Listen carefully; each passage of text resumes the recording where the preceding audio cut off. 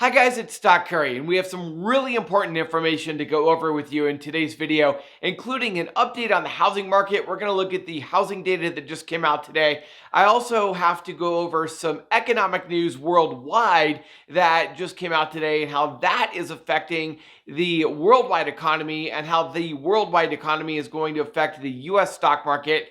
And then I want to go over the technicals with you and show you kind of where the stock market is at and whether I think the stock market rally is going to continue, if we're going to go down, what's going to happen on Wednesday, as well as the rest of the week and even over the rest of this year.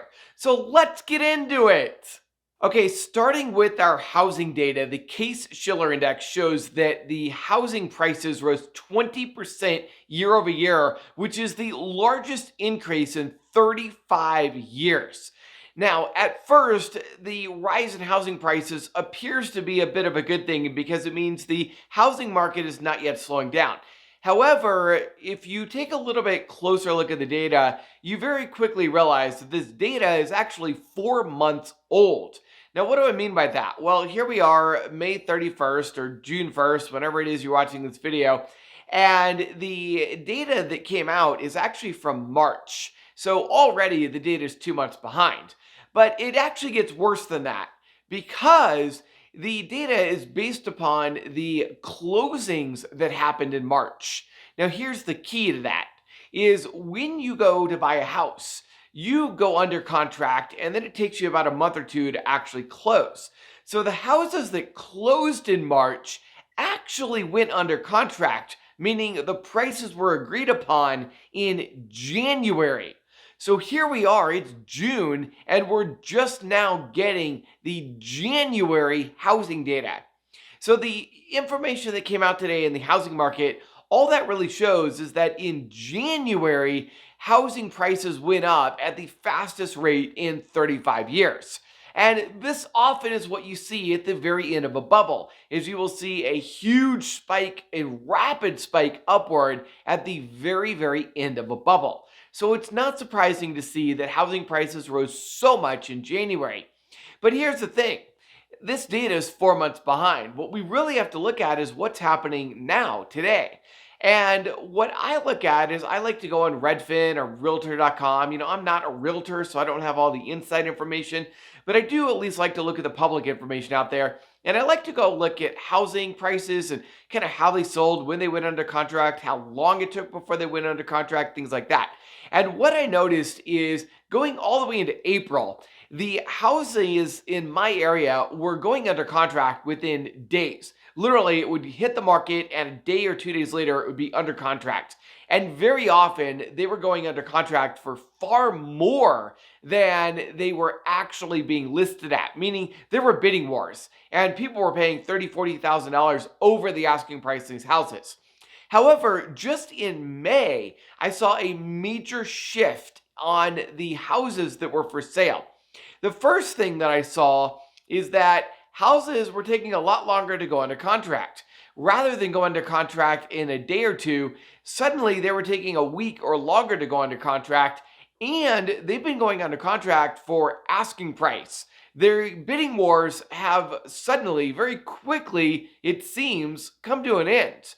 The other thing that I saw starting in May, which I have not seen in months, is I am starting to see the houses being listed that are actually being reduced in price.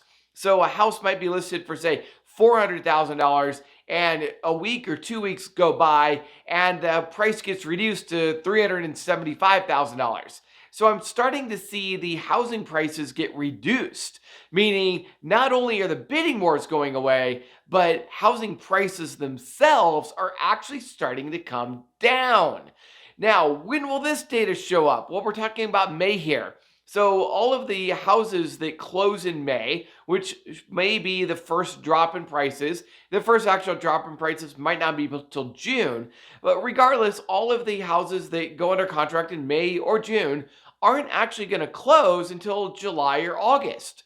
And then we have 2-month wait before we actually get the data, so we're not going to get that data until September or October. And so it's not going to be till September or October before we actually get housing data that shows that housing prices are starting to come down, which is why a lot of people in the industry think that we're not actually going to see a decline in housing prices until Q4 of this year. And I would have to agree with that just based upon the way that housing prices are delayed in the actual data. So keep in mind that when the housing prices start to go down, that affects the economy immediately. It affects the stock market immediately, even though it won't show up in the data for another 4 to 5 months. So the housing prices are already starting to come down. This is certainly going to affect the stock market starting now, even though we're not going to get the data for another 4 or 5 months. All right, now moving on to our global news, and I saw a report come out today that says the British sterling is now being treated like an emerging economy for Forex traders. Now, you don't really have to know a lot about Forex or what all that means, but I'll just lay down the important information. And that is the fact that the UK economy shrunk by 0.1% in March. And this is the first decline in GDP they've seen in quite a while. Now, this is a major problem. We've already saw that Q1 GDP in the United States shrunk, meaning the United States may very well be in a recession already. And now we are seeing data come out of the UK showing that their economy is shrinking as well. We already have data coming out of China showing that their economy is shrinking. And so, unfortunately, it looks like what may be starting, and I don't want to say this is for sure, it's just a possibility that what might be starting is a global slowdown. That is a global recession. And if we are going into a global recession, then this is going to be very, very similar to what happened in 2008. When in 2008, we had a global recession, meaning pretty much all of the countries in the world had a recession. They had a slowdown in their growth in their economies. And this could be really bad news in future quarters and years. Nothing to worry about right now, but I do want to make you aware of it. Keep your eye on the global data, especially the global data coming out of Asia and Europe, because that is really going to show you whether we are in fact getting a global slowdown. And if we do get a global slowdown, then all of the recessions that we get, the recession in the US, possible recession in the UK, in Europe, they're all going to feed off of each other because every single country is going to see lower and lower exports, which is going to make each country's recession even worse. So just keep that in mind, that the slowdown that we are currently seeing, it could, over the next year or two, get much, much worse. So long term, the fundamentals are looking very bearish. Okay, now moving on to the technicals, and I just want to focus on the SPY, which is an S&P 500 ETF. In yesterday's video, I said I expected the markets to trade fairly flat, although I did expect them to have some pretty volatile intraday movement. Sure enough, we saw about a 2% intraday movement on the markets, but we did close fairly flat. In fact, we almost got a doji candle here, as you can see on the daily chart. Now, the problem is we're kind of in a no man's land right now. We're not exactly bullish and we're not exactly bearish. The daily chart is definitely still bullish. However, it's kind of stuck here between the 23.6% and 38.2% Fibonacci retracement levels. And if we dig a little deeper, say we go down to the 4-hour, what you're going to notice is we start to have a slowdown in the MACD. The MACD is starting to drop a little bit. Now, this isn't completely unexpected. We were nearing overbought on the RSI, so a little bit of slowdown is to be expected. But what really scares me is the 1 hour. If we take a look at the 1 hour, we were absolutely overbought on the 1 hour on Friday. And that's actually why I sold my call option on Friday. I'll talk about that in a second. But what I really want to point out is that on Tuesday, we actually got a death cross on the 1 hour chart.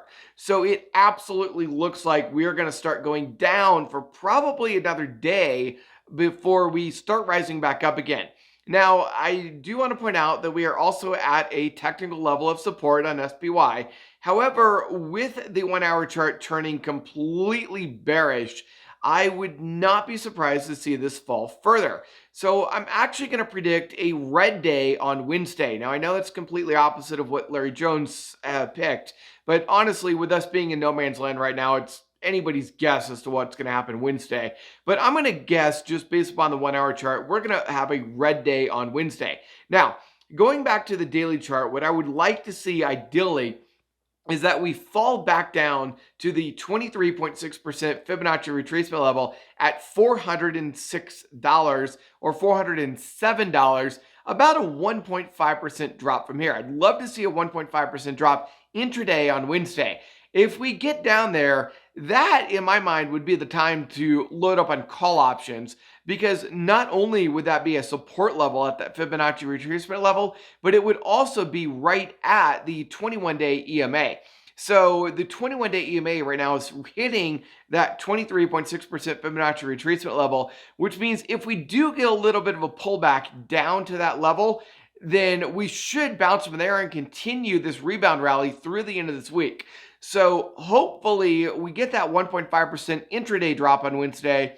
I will load up on call options at that point, and then I would very happily hold on to them all the way up to most likely the 50% Fibonacci retracement level at $425, which would be a really nice rebound. I think that'd be about a 5% rise in the S&P. So I think that's what's going to happen over the next few days, but we'll just have to wait and see. Longer term, I'm still extremely bearish on the markets just based upon the fundamental data. And by the way, I just wanted to let you know that I am using this technical data to make a ton of money. Both myself and everybody in the VIP Discord, we have been trading these technicals both up and down. And last week, we had a massive profit. On Wednesday, I opened a call option on SPY at $4.70 and sold that on Friday for $15.40, or a 227% profit in just 3 days. If you want to know everything I buy and sell within minutes of making the trade, as well as my reasons for getting in and out of these trades, then come join us over at the VIP Discord so that you can make 227% profits in your portfolio also. You can join the VIP Discord at stockcurry.vip/getvip. That's stockcurry.vip/getvip. All right, I hope you enjoyed this video and got a lot out of it. I hope you have a lot of success trading, and I will see you tomorrow.